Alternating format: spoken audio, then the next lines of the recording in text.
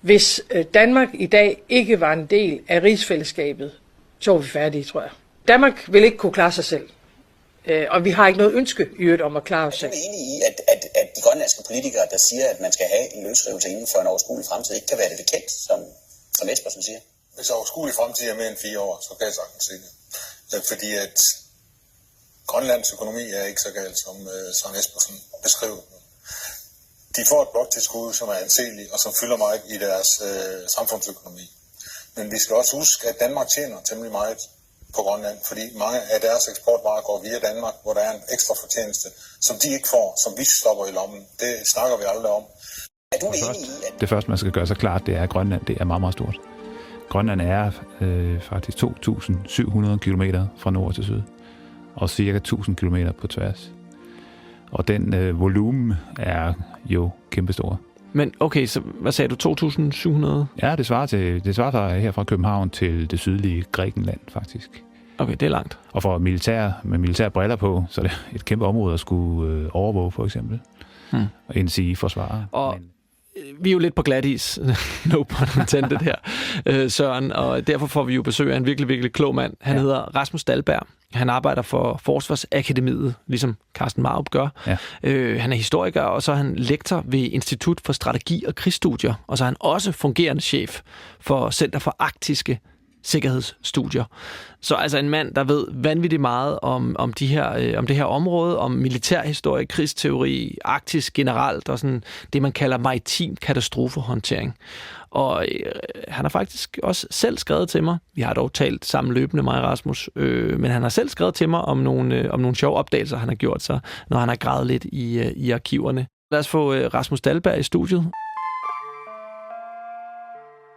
Set ovenfra, så ligger Grønland lige imellem Sovjet og USA, og så de her langtrækkende bombefly, som skulle føre atombomber og senere brintbomber frem, og de skulle flyve hen over Grønland. Senere i slutningen af 50'erne bliver det som interkontinentale ballistiske missiler, som også skal flyve henover. Derfor får Grønland, og især Thule, med Thulebasen og den store radar, det op kæmpe stor betydning. Og der lægger amerikanerne altså $100 millioner på bordet i et købstilbud i 1946. Ja, det er meget i 46. Det er rigtig meget. Men der er jo også en stærk, hvad skal man sige, altså en historik.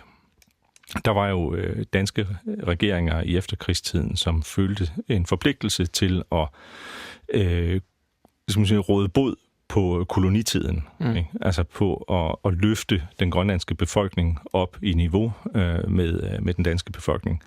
Og der var ikke en parathed eller en interesse for at sælge Grønland. Det er jo spørgsmålet er jo også, som Mette Frederiksens svar til Trump også var, at Grønland er ikke til salg. Jeg tror, hun sagde, Greenland is not for sale, but it's open for business. Ikke? Det er også lidt vanvittigt overhovedet at snakke sådan om et land, altså og et folkefærd. Altså at snakke om dem som en handelsvare på den måde, ikke? Præcis. Men altså, hvis der er nogen, der kommer med et tilbud, så er man selvfølgelig nødt til at svare igen på det. Men nu spurgte du til det her med, om det er taktisk, ikke? Altså, ja. Man har jo brugt udtrykket Grønlandskortet under den kolde krig, ikke? Altså ideen om, at Danmark ligesom slap billigere i NATO-medlemskab, fordi Grønland var en del af kongeriget, og at man kunne tillade amerikanerne at have baser i Grønland, og med den militære geografiske betydning, som jeg lige forklarede, Grønland især under den kolde krig med Øst-Vest-konflikten havde. Og det er jo sådan noget, der blev lavet en rapport for nogle år siden om det. Det er meget vanskeligt at dokumentere, men det ændrer ikke på, at der nok er et eller andet om snakken, altså at hvis ikke Danmark som kongeriget Danmark bestod også af Grønland, så ville Danmark være af betragteligt mindre interesse for USA.